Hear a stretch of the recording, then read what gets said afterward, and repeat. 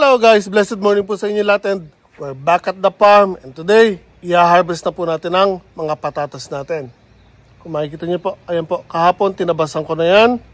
So today, huhukayin natin at bubunutin ang mga patatas. So, iayos ko lang mga gamit ko. Samahan niyo ako.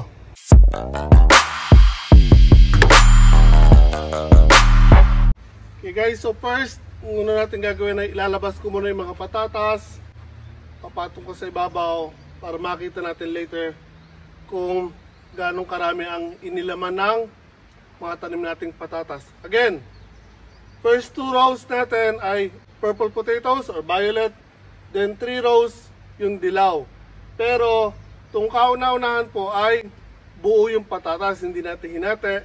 Then yung remaining 2, hinati natin sa gitna. Then itinanim natin. So bibigyan natin ng comparison kung alin ang mas maganda or mas naglaman ng marami. Yung bang tinanim natin na buong patatas or yung hinati natin. So kung ano magiging mas magandang kalalabasan, yun ang gagawin natin for next year.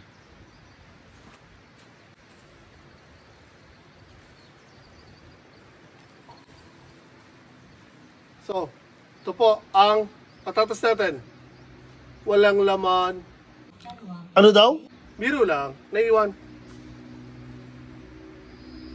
Yan guys, ito yung purple potatoes po natin.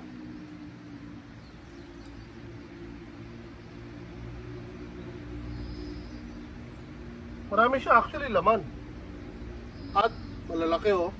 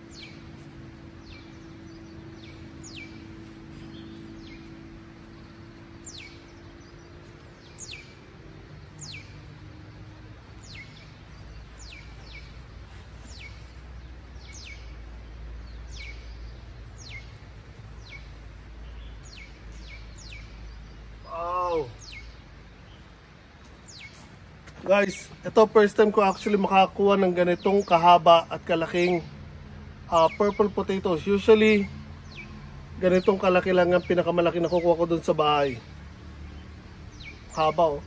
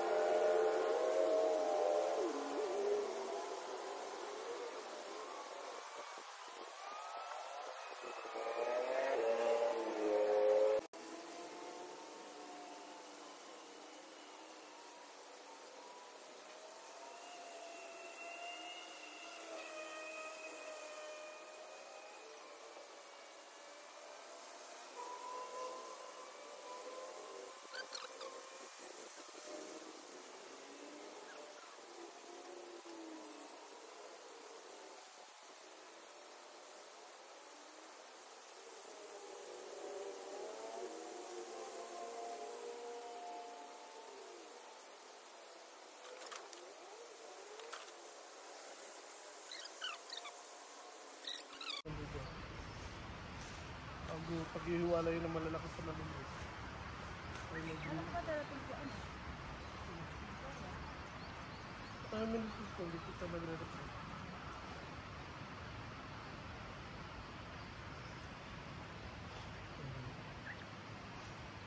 Ito lang naman.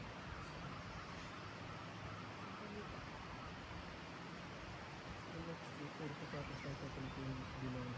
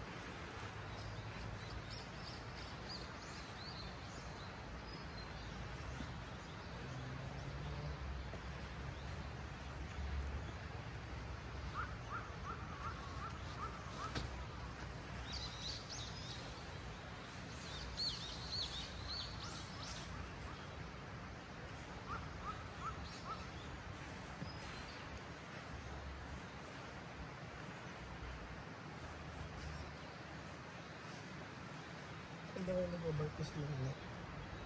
Doon pa rin. Saan nyo ba? Di ba isang beses na doon si Michael? Atipid si Michael.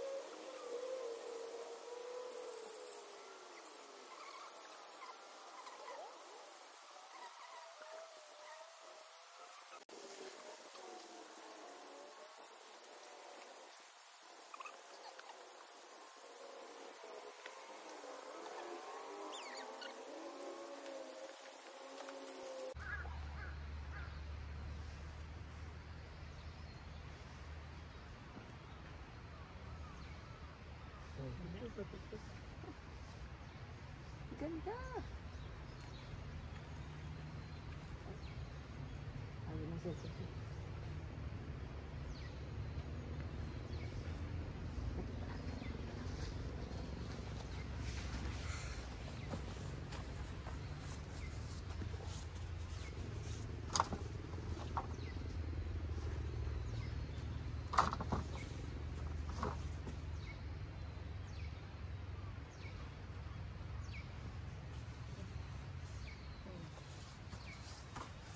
Tapos kunin natin ang boto. Dami naman. Dami mahalap.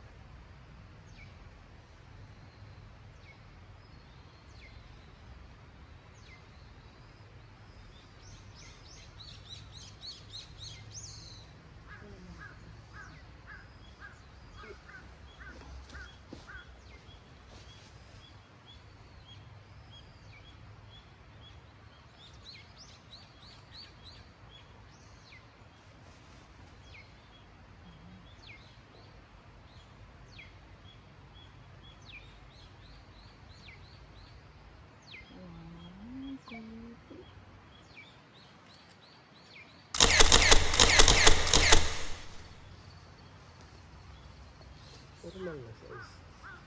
Pero dilaw siya. Hindi puto. Meron din kasi puto. Ito na pala. Paano naman sa baba? Mayroon pa sila naman. Paano sila?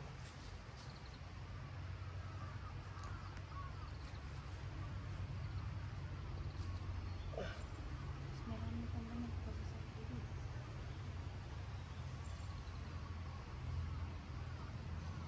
Hindi pa naglaman.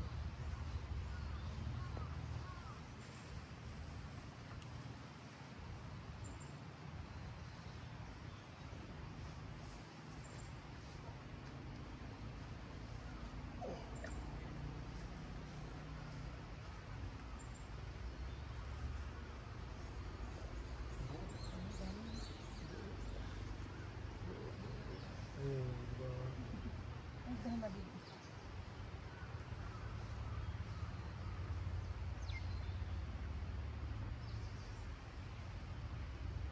Mga maliit, sarap din yung panglaga natin. Ano, sa karika, sasama mo lang buo.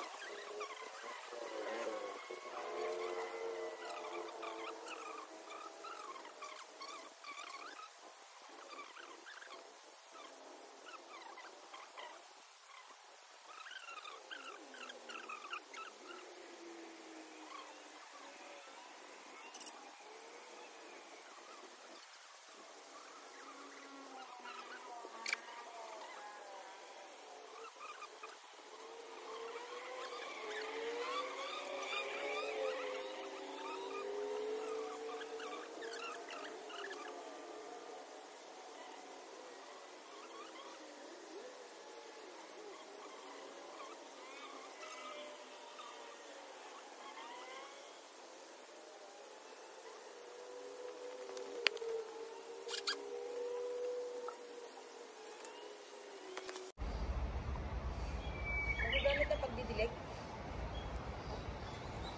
Okay guys, so ito po, katatapos lang natin magbunot ng patatas. Again, ayan po, yung mga dilaw. Then, purple potatoes.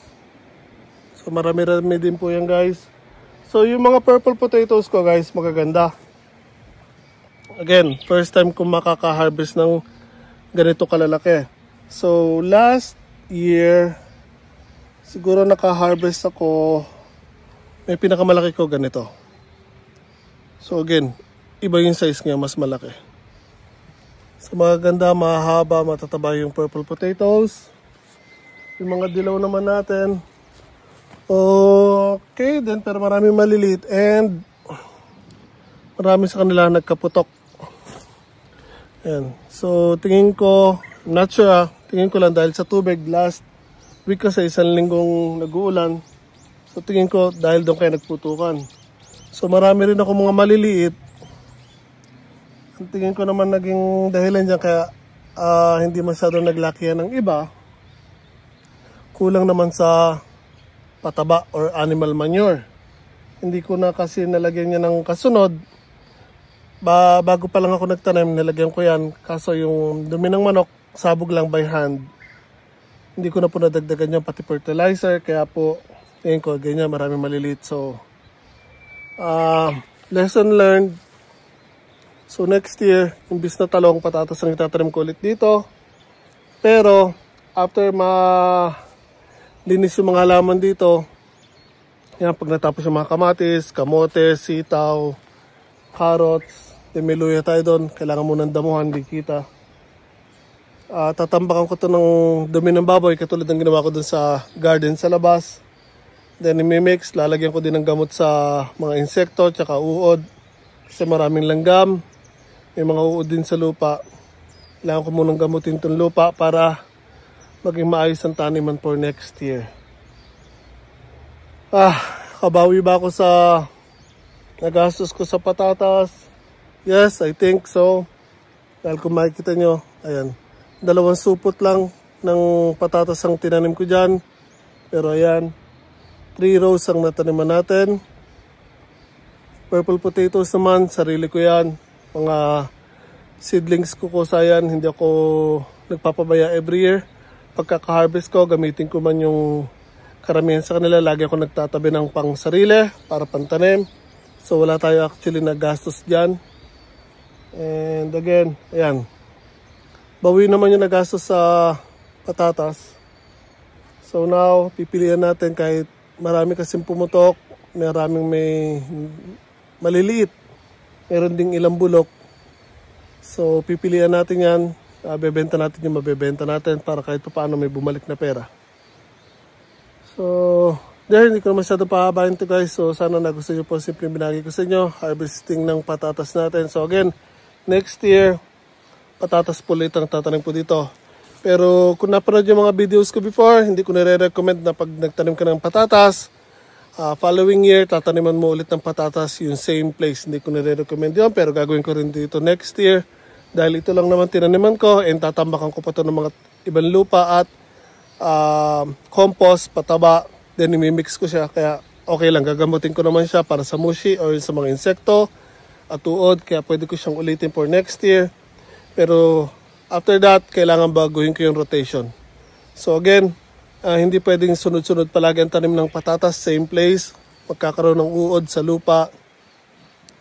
So this year, next year, patatas, ulitin ko lang. After nun, sibuyas, maybe, then susundan ko siguro ng talong. So again, ang talong hindi ko pa kayang umpisan, masyadong malaki ang puhunan and time consuming. Kailangan ng tao may nakabantay na regular. So masyado pang malaki ang expenses doon, kaya doon muna tayo sa hindi masyadong magastos.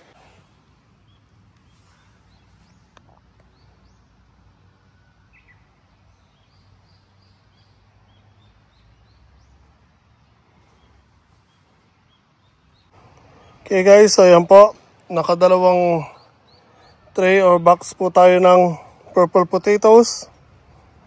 Again, assorted po ang sizes natin, may malalaki, may kaayusan, at may maliliit. Pero makikita nyo po, karamihan po ng patatas natin ay malalaki po ang sizes. And tulad na nasabi ko, last year, usually mga na-harvest ko is ganito. Pero this time, kung makikita nyo, may mas malalaki pa po. So, mas magaganda po ang kinalabasan ng mga patatas natin this year. And ang mga punla ko or tinanim ko usually ganitong kalalaki. Yun po yung mga tinira natin na harvest natin last year. Ginawa po natin binhe. Just imagine, from one of this, makaka-harvest kayo ng mga ilang piraso niyan guys. Siguro sa isang seedling, mga ka-1 kilo mahigit ang na-harvest natin. Mula sa isang seedling lang. And sinabi ko rin na bibigyan natin ng comparison yung tinanim natin ng isang buong patatas. Again, yung mga seedlings ko na nabili is ganito po ang mga sizes, yung mga nabili natin sa Joyful Honda. So dito sa hanay na to, ayan, itinanim po natin ay buong seedling, hindi natin hinati. Pero dito sa dalawang yan, hinati po natin bawat seedling. So sinabi ko, bibigyan natin ng comparison. And from here pa lang, makikita nyo na, halos wala naman pinagkaiba guys. Buo man yung seedling nyo, or hinati, same lang ang kalalabasan na ilalaman niya.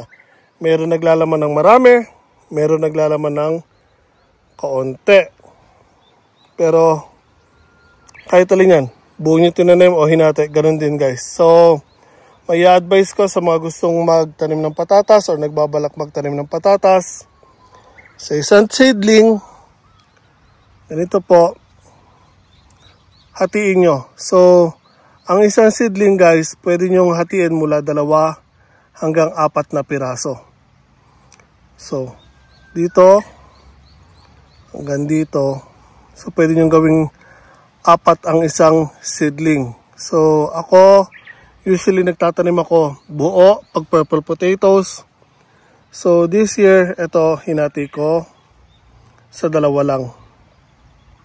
So, again, ayan po, halos walang pinagkaiba. Buo nyo man siya tinanim or hinati mo ng seedling, pareho lang. Magbibigay pa rin sila ng magandang harvest sa inyo. Basta maganda ang lupa nyo, maganda po ilalaman or ibubunga ng mga itatanim nyo. So dito ulitin ko, hindi po masyadong maganda ang mga nilaman ng patatas natin. Although kaayusan po sila, I was expecting na mas lalaki pa sila.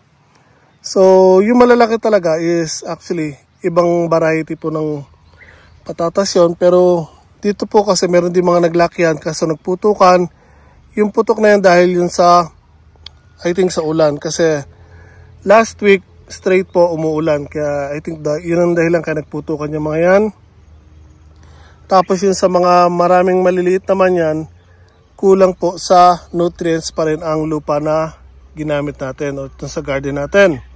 So, kailangan ko siyang tambakan ng animal manure, compost. Then again, gagamutin ko to bago natin gamitin for next year para sa mga langgam at uod sa lupa. But, all in all, di pa rin ako makakapag-complain. Maganda pa rin ang harvest natin. Ayusan pa rin yan guys. So again, sana po nagustuhan niyo po simple minagi ko sa inyo. Kung magagawa niyo po sana, pakilike naman po video ko, share sa mga kaibigan niyo, and subscribe na rin po sa channel ko. Malaking tulong po yun para sa akin. Ingat po tayo lahat palagi.